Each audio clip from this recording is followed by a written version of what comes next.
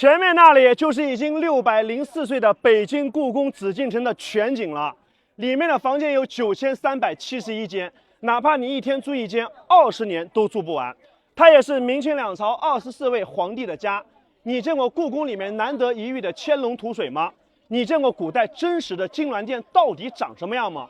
为何每天下午的5点钟，故宫必须清场关门？难道真的像传说中的那样吗？600多年的紫禁城里面有太多我们不知道的秘密了。今天阿波就带你走进古代皇帝的家，去沾一沾那里的帝王之气。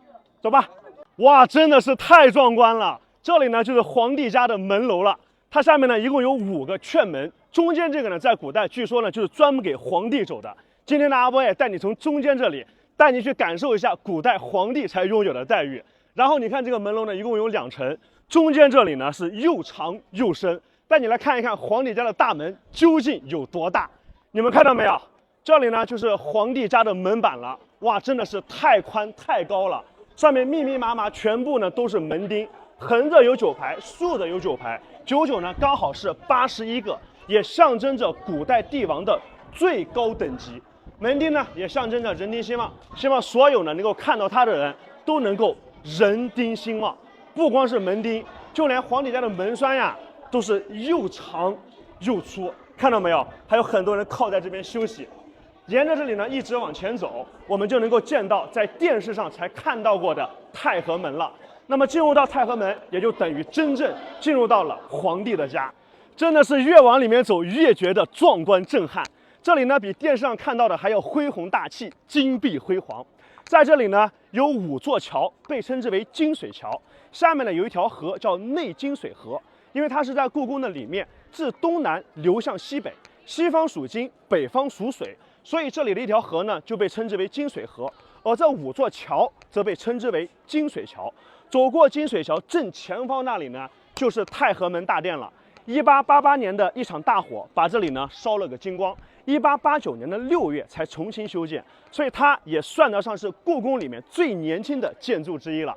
在太和门的左右两边呢各有一只狮子，是故宫最大的一对古代铜狮。专家呢从造型上推测呀，它是明代所铸，负责呢镇守故宫。左边这一只呢脚下踩的是一个绣球，叫脚踏寰宇，也是权力的象征，它就是雄狮。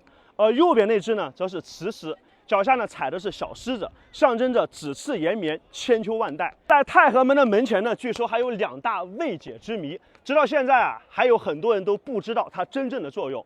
一个呢是我们现在所看到的这个汉白玉雕刻的石头盒子，您知道它到底是干什么的吗？有人说呀，这里面放的是五谷、钱粮跟布匹，象征着皇帝希望天下的百姓都能够五谷丰登，有钱有粮，不愁吃穿。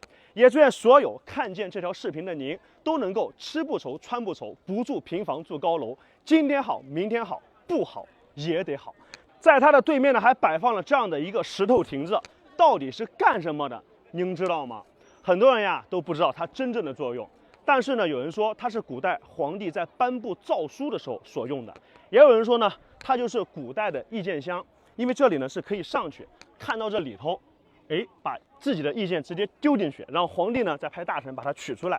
那您认为这个建筑究竟是干嘛的？可以在评论区探讨一下。这真的是太震撼了！这里呢就是古代皇帝的金銮殿了，太和殿。我们脚下的这个位置呢就是太和广场，占地3万平方米。太和殿的西侧呢是弘毅阁，是古代储存宝藏的地方。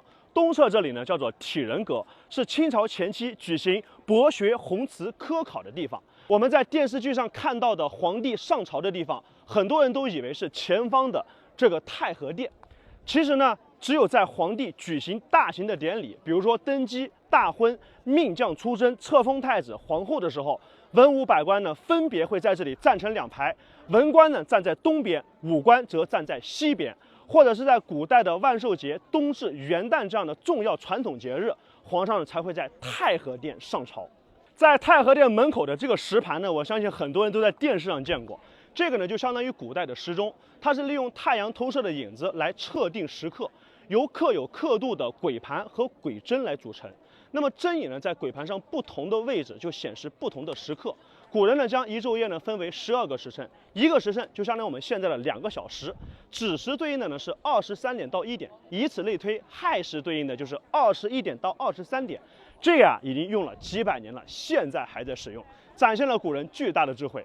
你见过这么大的缸吗？在故宫里面呀，有很多口这样的鎏金铜缸，外面呢还有被刀刮过的很明显的痕迹。有人说呀，这个是八国联军当时啊把外面的那层镀金给刮走了。真的是太可惜了。那么在古代这些缸到底是干嘛的呢？古代这些缸里面呢会装满水，主要就是用于防火消防。在大缸的底下这里还有一个石基座，到了冬天呢，为了防止缸里面的水结冰啊，会在下面用小火慢慢的烧，这样缸里的水就不会因为天气太冷而结上冰，可以用于防火消防。从这个门钻过去呢，马上就能够到达中和殿跟保和殿了。尤其是保和殿，那可是古代科举的最高考试场所。这里呢就是保和殿了，也是古代很多读书人都梦想能够来一次的地方。因为在乾隆54年的时候，这里呢就用于古代殿试的举行。每年朝廷出的状元、榜眼、探花都是在保和殿里面诞生的。能够走进这里，前途无忧。也祝愿所有看到这里的朋友，您的孩子都能够考上理想的学校，都能够找到理想的工作。从这里进去呢，就是乾清宫了。这个地方呢叫做乾清门。进去之后呢，就是皇帝平时休息居住的地方。大家有没有看到乾清门的左右两边呢各有一只狮子，跟我们在太和门看到的完全不一样。这里的狮子呢耳朵比较长，而且眉毛盖住的眼睛，嘴巴呢还是张开的。这样做的目的啊，据说后宫是一个是非之地，咱们进入后宫一定要注意，耳朵不听，眼睛不看，嘴巴不说，就是非礼勿视，非礼勿言，非礼勿听。说不好啊，哪天就把你给说出去了。大家往里面看，正大光明。在这个匾的背后呢，就藏有决定太子命运的剑楚匣。在当时呢，皇子之间争夺皇位明争暗斗是相当激烈的，所以为了缓和这种矛盾，自雍正朝开始采取秘密剑楚的办法，就是皇帝生前呢不公开谁到底是皇太子，而是秘密的写出所选皇位继承人的文书，一式2份，一份呢放在皇帝的身边，一份呢放在剑楚匣内，就是正大光明匾的背后。那么皇帝死了以后呢，由顾命大臣共同取下剑楚匣，和皇帝密藏在身边的一份来进行对照，经核实后宣布皇位的继承人。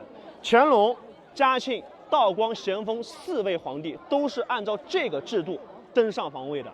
那你们来猜一猜，这在古代的时候有没有人会作弊呢？从这里面进去呢，就是皇上居住的后宫了。关注阿波，下期视频我带你一起到后宫里面去看一看慈禧居住的储秀宫，包括皇帝的后宫佳丽3000，包括皇帝究竟是如何侍寝的，还有太监宫女到底住在哪。